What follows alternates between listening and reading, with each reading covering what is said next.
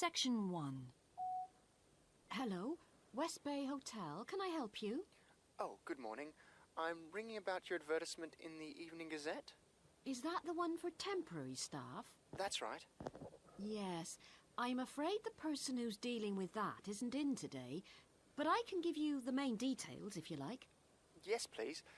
Could you tell me what kind of staff you're looking for? We're looking for waiters at the moment. There was one post for a cook, but that's already been taken. Oh, right. What are the hours of work? There are 2 different shifts. There is a day shift from 7 to 2 and a late shift from 4 till 11.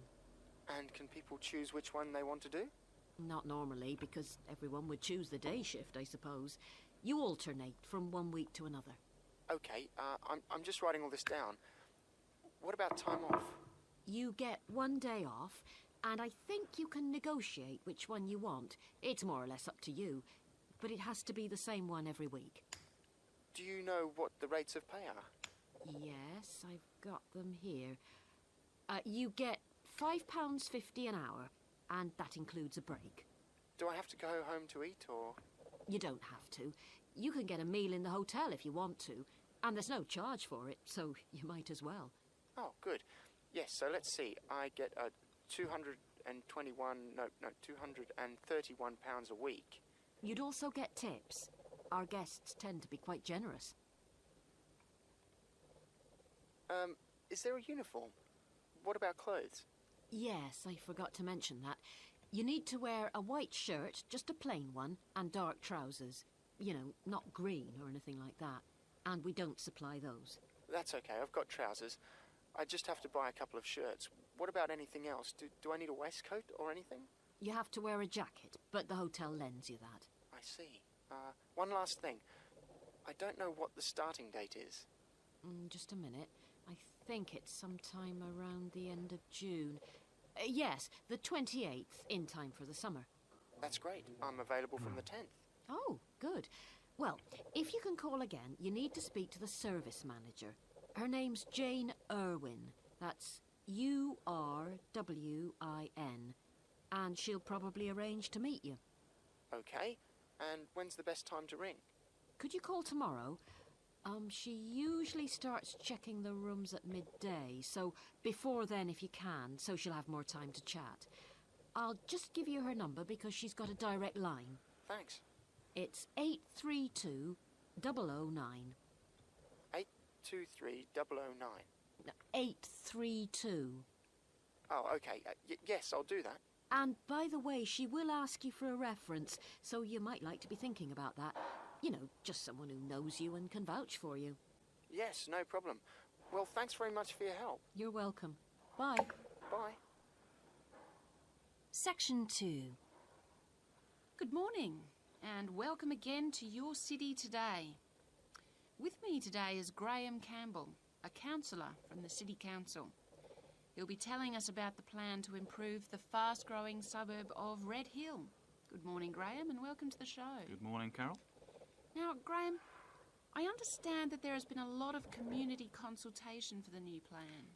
Yes, we've tried to address some of the concerns that local groups told us about. The people we've heard from are mainly worried about traffic in the area, and in particular the increasing speed of cars near schools. They feel that it's only a matter of time before there's an accident as a lot of children walk to the school. So we're trying to do something about that. Another area of concern is the overhead power lines.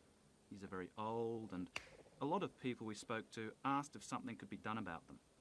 Well, I'm happy to report that the power company have agreed to move the power lines underground at a cost of $800,000. I think that will really improve the look of the area, as well as being safer. That's good to know. But will that mean an increase in rates for the local businesses in that area? Well, the power company have agreed to bear the cost of this themselves after a lot of discussion with the council. This is wonderful news, as the council now has some extra funds for us to put into other things like tree planting and artwork. Now, we've also put together a map, which we sent out to all the residents in the area. And on the map, we've marked the proposed changes. Firstly, we'll plant mature pine trees to provide shelter and shade just to the right of the supermarket in Days Road. In order to address the traffic problems, the pavements on the corner of Carberry and Thomas Street will be widened. This will help to reduce the speed of vehicles entering Thomas Street. We think it's very important to separate the local residential streets from the main road, so the roadway at the entrance to Thomas Street from Days Road will be painted red. This should mark it more clearly and act as a signal for traffic to slow down. One way of making sure that the pedestrians are safe is to increase signage at the intersections. A Keep Clear sign will be erected at the junction of Evelyn Street and Hill Street to enable traffic to exit at all times. Something we're planning to do to help control the flow of traffic in the area is to install traffic lights halfway down Hill Street where it crosses Days Road. Now, we haven't only thought about the cars and traffic, of course. There's also something for the children. We're going to get school children in the area to research a local story, the life of a local sports hero, perhaps. And an artist will incorporate that story into paintings on the wall of a building on the other side of Hill Street from the supermarket. And finally, we've agreed to build a new children's playground, which will be at the other end of Hill Street, close to the intersection with Carberry Street. Wonderful. Now, what's the next stage? Well, the final plan... Section 3. Hi, Jeannie. How's it going? Oh, hello, Dan. Pretty well, thanks. Have you managed to get the money for the course yet? Yes, that's all sorted out now, thanks. It took long enough, though. It was practically a year ago that I applied to my local council for a grant, and it took them 6 months to turn me down. That's really slow. And I thought I was eligible for government funding, but it seems I was mistaken. So then I asked the boss of the company I used to work for if they would sponsor me, and much to my surprise, he said they'd make a contribution. But what about college grants and scholarships? There must be some you could apply for. Yes, there are, but they're all so small that I decided to leave them until I was desperate. And in fact, I didn't need to apply. My parents had been saying that as I already had a job, I ought to support myself through college. But in the end, they took pity on me, so now I've just about got enough. That's good. So now I can put a bit of effort into meeting people. Haven't had time so far. Any suggestions? What about joining some college clubs? Oh, right. You joined several, didn't you? Yes. I'm in the drama club. It's our first performance next week, so we're rehearsing frantically. And I've got behind with my work. But it's worth it. I'm hoping to be in the spring production too. I've never liked acting. Are you doing anything else? I enjoyed singing when I was at school, so I joined a group when I came to college. I don't think the conductor stretches us enough, though, so I'll give up after the next concert. And I also joined the debating society. It's fun, but with all the rehearsing I'm doing, something has to go, and I'm afraid that's the one. Do you do any sports? Yes, I'm in one of the hockey teams. I'm not very good, but I'd really miss it if I stopped. I decided to try tennis when I came to college, and I'm finding it pretty tough going. I'm simply not fit enough. Nor me. Think I'll give that a miss. I'm hoping it'll help me to build up my stamina, but it'll probably be a long haul. Good luck. Thanks. How are you finding the course? I wish we had more seminars. What? I'd have thought we had more than enough already. All those people saying clever things that I could never think of. It's quite interesting, but I wonder if I'm clever enough to be doing this course. I find it helpful to listen to the other people.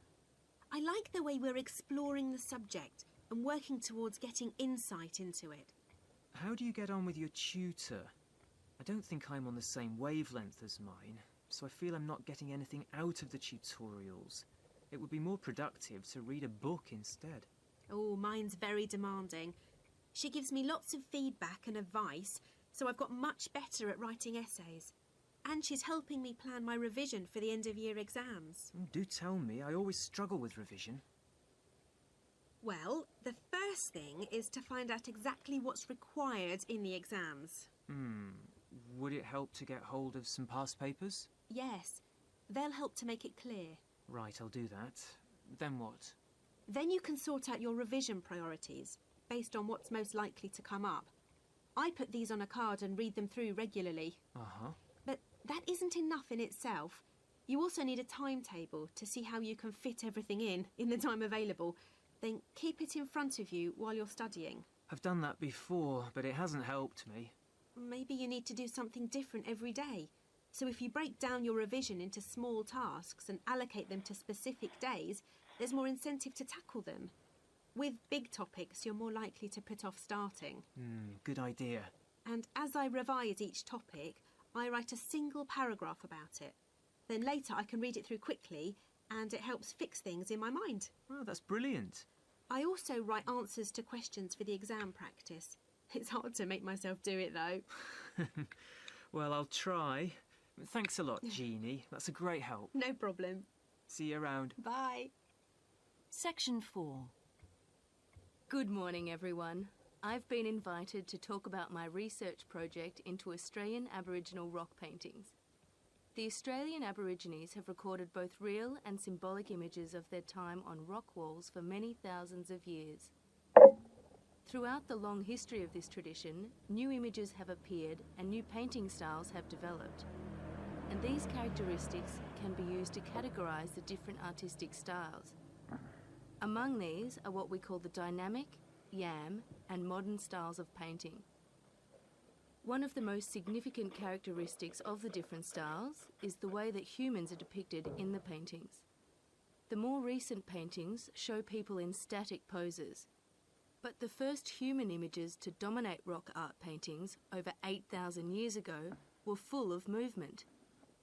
These paintings showed people hunting and cooking food, and so they were given the name dynamic to reflect this energy. It's quite amazing considering they were painted in such a simple